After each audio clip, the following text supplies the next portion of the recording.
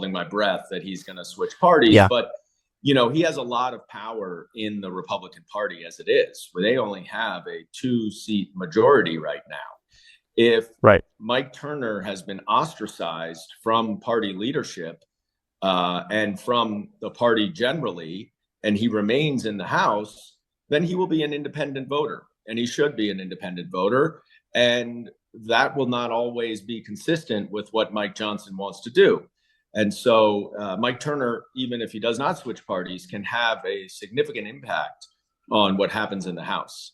To that point, in terms of what happens in the House, I'm obviously coming to you from Los Angeles. Right now, the wildfires are still raging. It's been the better part of a week now. Mike Johnson and other members of the House have come out and begun to express support for conditioning aid to California here in exchange for kind of exacting political concessions out of Democrats. What do you think the likelihood of that happening would be? I hope the likelihood is zero.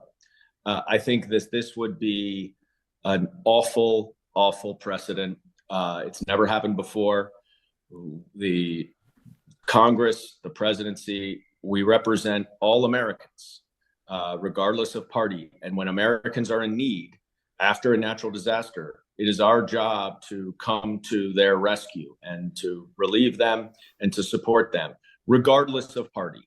And that just happened, Brian, not too long ago. In December, we Right. passed $100 billion of natural disaster relief aid for FEMA, for Florida, for Western North Carolina, and many other Republican areas. And you didn't hear any Democrats say, oh, well, if you're going to help Republicans recover from a natural disaster, then we need to exact some sort of concession. Of course not. And that's how it should be. And let's not forget, Hurricane Katrina was in Louisiana, Mike Johnson Right. and Steve Scalise's state. So this is a dangerous road for them to go down. And I strongly urge them to not do this. Well, this is hit close to home, literally and figuratively for me. And I think that that's the part that really is the most striking. But when I think about, okay, yes, this is a dangerous road to go down because it would establish the precedent of conditioning aid. And not only is Mike Johnson himself from Louisiana, but most of these states that are in the path of hurricanes over and over and over again are red states. We're looking at, again, Louisiana. We're looking at Mississippi, Texas, Florida, Tennessee. And so there's that idea of starting basically a war back and forth where both sides are trying to exact concessions. But the reality is that Democrats aren't going to do that because they're not looking to kick people while they're down. They're looking to extract concessions out of people while they're at a point where they've lost everything. So can you talk about that asymmetry here, where in a way, the sad reality is that Republicans know full well that they will be successful staving off any type of battle back and forth because Democrats aren't the kind of people who would or ever have tried to condition relief aid for people. Right. Well, first, I should have mentioned that all of us are thinking about you and everyone else in Los Angeles. It is absolutely horrific to see what's going on. And I am sure that we will be there to help Los Angeles recover once these fires are finally extinguished. But you raise a good point. I would even add the hypocrisy goes so much further because this is the true political weaponization of the federal government. Donald Trump did this or tried to do this in his first term. He also did this with Puerto Rico in his first term. And the notion that the Republicans have been alleging that Joe Biden for 4 years has, quote, weaponized the federal government is a complete farce. And it's both projection, because that's what they do, but it's also an element of distraction and gaslighting and normalizing the behavior that they use. And you're right. I will never vote to condition aid for natural disasters.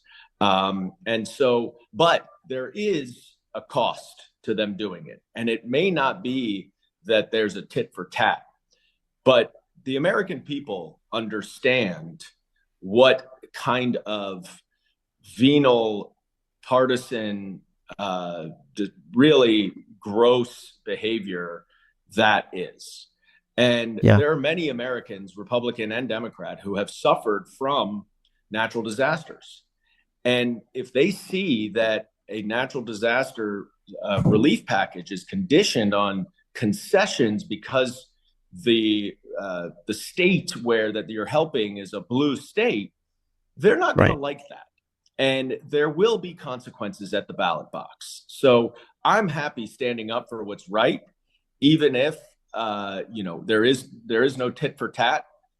We will do what is right for the American people, not for the Democratic Party.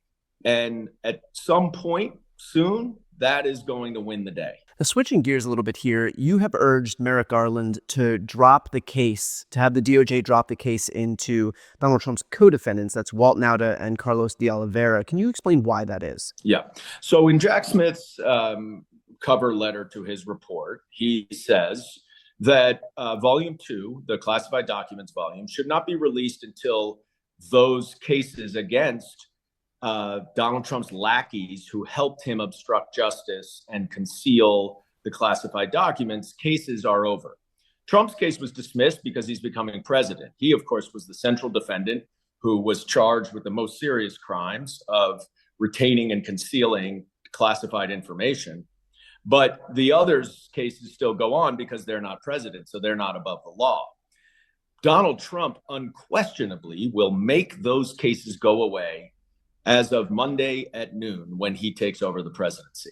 There is no chance that he will ever let those cases go to trial when that trial would reveal his own misconduct. And the fact that he would dismiss those cases or pardon those defendants is disgusting. It's a conflict of interest. It's abuse of power. It's using the presidency for his own personal good. But he's not afraid to do that. We know he will do that. And so as soon as those cases go away, there's no reason not to turn over, not to release the classified documents volume of Special Counsel Jack Smith's report.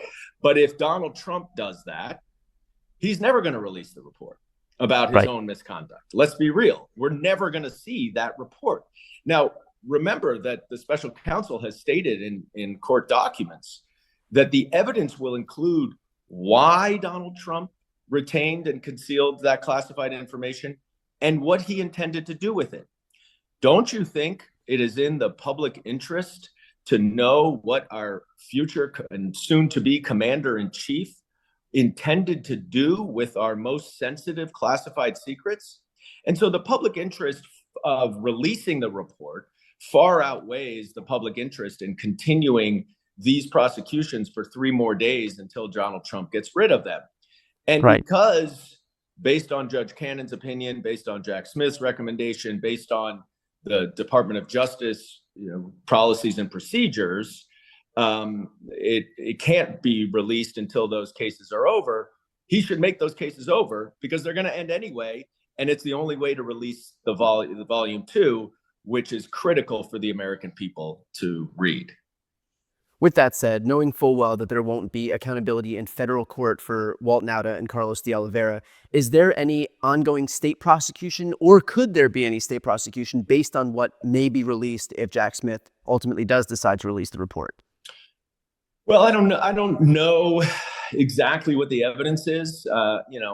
Retaining federal national security information is a federal crime. It's not a state crime. I don't think there would be a state crime. Plus, it's Florida. It's it's going to be hard to find some prosecutor.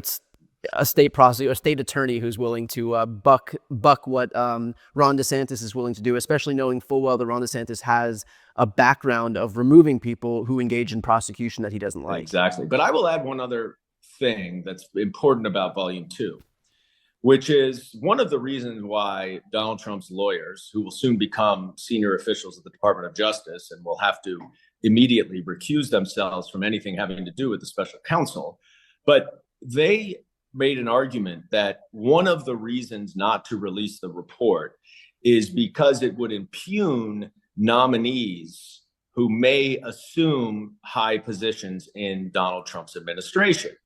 Now, we know that